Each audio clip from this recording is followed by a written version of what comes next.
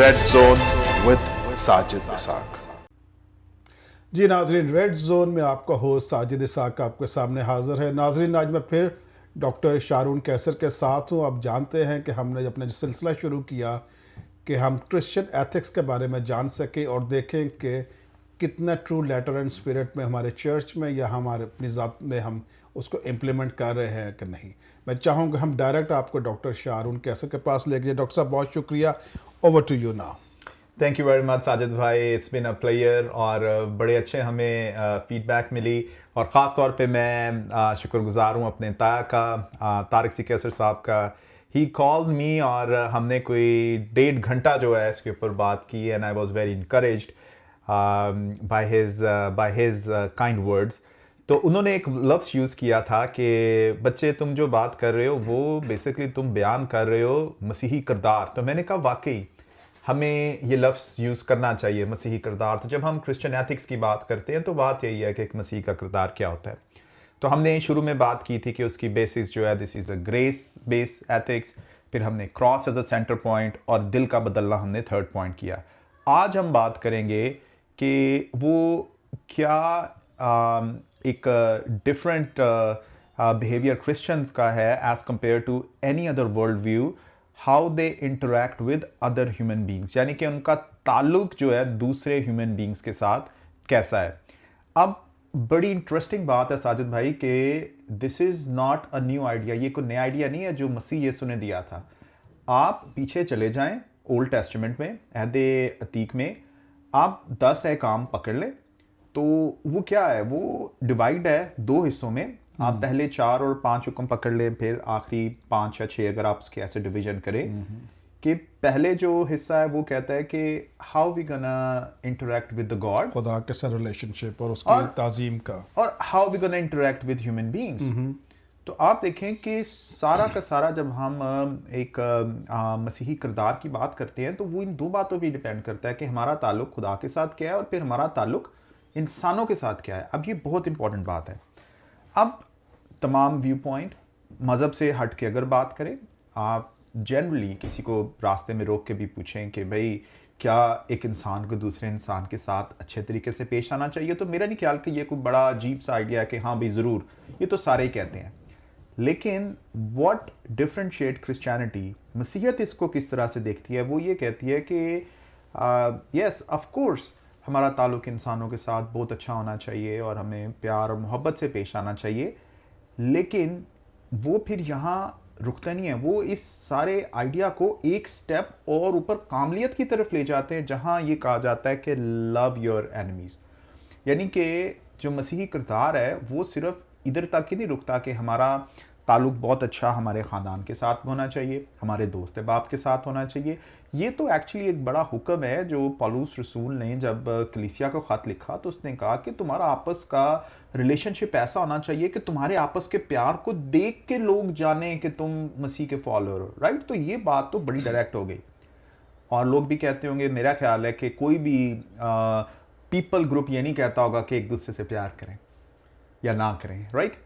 लेकिन what Christianity tales is कि अपने दुश्मनों से भी प्यार करें। अब प्यार की आप एक मोहब्बत का अगर जो एक आखिरी मराज आप समझ सकते हैं वो ये है कि यीशु मसीह ने अपनी तालीम में कहा था कि प्रे फॉर योर परसिक्यूटर। अब ये एक बड़ी अजीब बात है, ये एक बड़ी रेडिकल बात है कि वो लोग जो आप पे जुल्म कर रहे हैं, इंसाफ का तकाजा क्या है कि चले आप खुदा से दुआ मांगें कि इन्हें उनका बदला मिले, इंसाफ के तकाजे को भी छोड़ दें। आप ये कहें कि चलो आप एक न्यूट्रल ग्राउंड्स में हैं। न्यूट्रल ग्राउंड्स में ये है कि अच्छा यार तुम मुझे थप्पड़ मारो, मैं तुम्हें चलो माफ़ कर दिया, कुछ भी नहीं कहूँगा।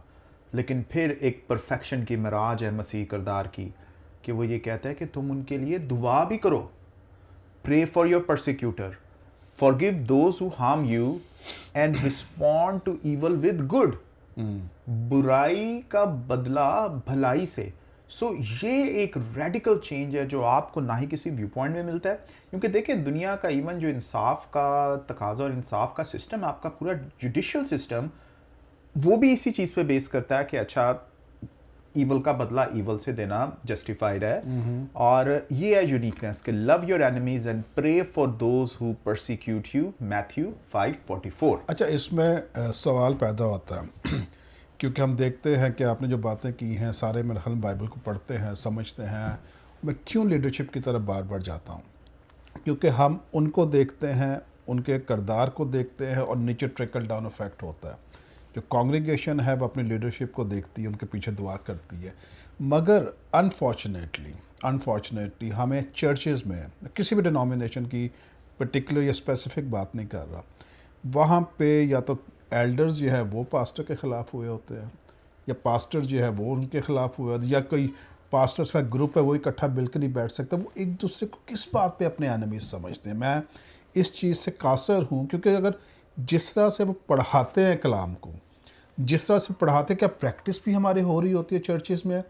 क्यों हमें लीडरशिप की बात करनी पड़ती है? क्योंकि हमें नज़र नहीं आता ये। अगर वहाँ नज़र नहीं आएगा तो मैं, जैसे उस्ताद अगर सही नहीं पढ़ा रहा तो शागिर्द सही नहीं पढ़ेगा। तो उस पे ऊपर आप बात करना चाहेंगे, क्या वजह है कि क्यों ट्रू लेटर एंड स्पिरिट में जो प्रीच होता है वो प्रैक्टिस नहीं हो रहा? बहुत अच्छा सवाल है। मेरे ख्याल है ये बहुत ज़रूरी सवाल भी है। हमें ये सवाल अपने आप से पूछना चाहिए और फिर ऑफ कोर्स बाकियों से भी। लेकिन मुझे ऐसे लगता है कि ये मसला नया मसला नहीं है, ये मसला बड़ा पुराना है। क्योंकि जब हम न्यू टेस्टामेंट खोल के पढ़ते हैं, जिसमें हमें पता है कि 2/3 हिस्सा जो है न्यू टेस्टामेंट का वो उस कम्युनिकेशन है, जिनको मैं कहता हूँ लव लेटर्स, राइट? जो सारे खतूत लिखे पॉल गए के और दूसरों के सारे, हाँ जी, सारे, और कंक्लूडेड विद द लेटर जो उसमें यीशु मसीह ने एथिक्स खुद बताए लिखा। गए हैं लीडरशिप। अब उसमें आप ये देखें कि बारहा दफा ये बात कही गई है कि तुम आपस में ये जो तुम्हारी फ्रिक्शन है ये नहीं होनी चाहिए। इवन आप यहाँ तक देखें कि कुछ लोगों को तो इंस्ट्रक्शंस भी दी गई थी। Timothy, the tiny timid Tim जिसको मैं कहता हूँ, उसको तो कहा भी गया था कि मतलब उसके थ्रू एक मैसेज था कि भाई आपस का तुम्हारा इत्तेफाक जो है वो बरकरार रहे। क्योंकि अभी आपने जो बात की है ना, ये बात बुनियाद है मसीहत की कि लोग हमारे आपस का जो एक दूसरे से बिहेवियर है उसको देख के हमें जाने के हम मसीह हैं, ना कि इस चीज़ को देख के कि मैंने आप पे कुछ केस कर दिया, आपने मेरे पे कर दिया, आप भी ठीक है मैं भी ठीक हूँ, और फिर हम चले गए तीसरे बंदे के पास कि जी हमारा फैसला करें। इस चीज़ को तो यहाँ तक पौलुस रसूल ले गया, उसने कहा कि क्या तुम नहीं जानते कि तुम तो आगे कौमों का और फरिश्तों तक का इंसाफ करोगे, तुम आपस के मामलात सेट नहीं कर सकते। तो मेरा ख्याल है कि अब getting back to answer your question, कि दुख के साथ मैं ये बात कह सकता हूँ कि शायद हो सकता है कि हमारी अपनी जो लीडरशिप है वो नहीं इस जिम्मेदारी को समझ सकती कि बात डिफरेंसेस ओपिनियन की नहीं है। बात यह है कि एक मसीह होते हुए हमारा डिफरेंसेस ओपिनियन इतना बड़ा हो ही नहीं सकता कि जिसकी वजह से फ्रिक्शन आए। अब डिफरेंसेस ओपिनियन गलत नहीं है। देखें, आप एग्जांपल ले लें 2 फाउंडिंग चर्च फादर्स की, आप एग्जांपल ले पौलुस की, ठीक है, आप ले लें पतरस की। डिफरेंस ऑफ ओपिनियन आया ईमान की बात और अमाल की बात भी नहीं, और डिफरेंसेस ओपिनियन पे आया जब उनकी अपने शागिर्द के ऊपर थोड़ी सी बहस होगी कि कौन जो है अपने एक मेंटी को अपने साथ रखेगा। तो इस बात पे दोनों ने अपने राह भी बदल लिए। हमें बाइबल मुकद्दस में ये नजर आता है, ठीक हो गया। लेकिन फिर आगे हम लेटर में पढ़ते हैं कि जब पतरस वो खत लिखता है तो वो दोबारा बताता है कि किस तरीके से उनकी रिकंसिलिएशन हुई। तो डिफरेंसेस ओपिनियन जो है ये बिल्कुल पॉसिबल है, फ्रिक्शन भी आती है, लेकिन सवाल ये है कि क्या उस फ्रिक्शन की वजह से मसीह का नाम तो कहीं बदनाम नहीं होता। एंड डू नो हार्म भी हो इसमें है क्या? और हार्म अलहदा। फिर अगेन डिफरेंसेस ओपिनियन की और बहुत सी एग्जाम्पल है। जब कलीसिया की बुनियाद रखी गई थी, बाइबल मुकद्दस में ये लिखा हुआ है कि तब बेवाओं को और कुछ और लोगों को फूड डिस्ट्रीब्यूशन के ऊपर भी डिफरेंसेस ओपिनियन हुई थी, और जिसके ऊपर राइट अवे जो थे फाउंडिंग चर्च फादर्स थे, जिसमें मेरा ख्याल है कि एक एग्जांपल आप दोबारा से मुकद्दस पतरस की ले सकते हैं, और शायद जेम्स द जीसस ब्रदर, और उन लोगों ने फिर छोटे छोटे लोगों के डिवीजन ऐसे बना के कि जो जेंटाइल्स आके मिक्स हो रहे थे उनके कोई ऐसे उनकी कोई वो ना हो। मगर going back to the my point कि क्या है वजह, वो ठीक है आपने बात को बड़े अच्छे तरीके से रैप अप कर रहे हैं, मगर क्या वजह है कि क्या डिफरेंसेस अपनी जगह पे, मगर क्या हम हार्म नहीं कर रहे चर्च को एज बॉडी ऑफ क्राइस्ट को अगर हमारी फ्रिक्शन है फॉर नो रीज़न, बिकॉज शायद वो प्रॉपर्टी की रीज़न है, शायद वो अथॉरिटी की रीज़न है, किसी क्या क्या वजह है इससे? क्या हम खुदा की जो तालीमात उसकी रूह का रंजीदा नहीं कर रहे? बहुत ज़्यादा कर रहे हैं। क्वेश्चन ये है कि अल्टीमेट एक क्रिश्चियन का गोल क्या है? क्रिश्चियन का गोल है, एक मसीही का गोल है कि वो बिकम क्राइस्ट लाइक। यस। अब याद रखें, ये मसीहत एक ओनली मज़हब है, दुनिया का द ओनली व्यू पॉइंट है जिसमें हर शख्स को, ख्वाह मर्द है या औरत, उसका अल्टीमेट गोल क्या है कि वो मसीह के कद के अंदाजे के मुताबिक बढ़े, यानी कि क्राइस्ट लाइक। अब मैं वापस सवाल आपसे करता हूँ कि अगर कोई शख्स चाहता है कि वो क्राइस्ट लाइक हो तो क्या उसको ये करना रवा है? बिल्कुल है, क्योंकि ये हमें कमांडमेंट दी गई है, कहा गया है। नहीं, बिल्कुल। तो अब जब चर्च में हम ये फ्रिक्शन या कहीं भी दो मसीह हैं, अगर वो आपस में अगर इस तरह की फ्रिक्शन है जिसकी वजह से मसीह का नाम जलाल नहीं पा रहा, तो क्या वो क्राइस्ट लाइक बिहेवियर प्रैक्टिस कर रहे हैं? नहीं कर रहे, नहीं कर रहे, नहीं ठीक कर है। रहे, क्योंकि वो लेग पुलिंग है। अब वो नहीं कर रहे, तो अब जवाब यही है कि मेरा ख्याल है कि हमें अपनी फाउंडेशंस को स्ट्रांग करने की ज़रूरत है, सोर्स पे जाने की ज़रूरत है। सोर्स पे जाने की ज़रूरत है, क्योंकि डिफरेंसेस ओपिनियन में खराबी नहीं है, वो मैंने आपको बता दिया, वो तो 2000 साल बिल्कुल से सही है। है, उसको हैंडल कैसे करना है, ये चीज़ इंपॉर्टेंट है। ताकि चर्च का अफेक्ट ना हो। बिल्कुल, ये बात दुरुस्त है। आप इसमें फर्दर कोई ऐड करना चाहते हैं? क्या हम क्लोज करें यहाँ पे? मैं बस यही दुआ करूँगा कि ये बहुत इजी है हमारे लिए इन चीज़ों को पॉइंट आउट करना, लेकिन मैं हमेशा यही बात कहूँगा कि it always start from the home. जब हम इवन ग्रेट कमीशन की भी बात करते हैं, सबसे बड़ा हुक्म है वो देखें, वो शुरू ही मसीह यीशु ने ऐसे कहा था कि पहले यरूशलेम, सामरिया और दुनिया के तमाम कोनों तक। मकसद यह है कि it always start from the home.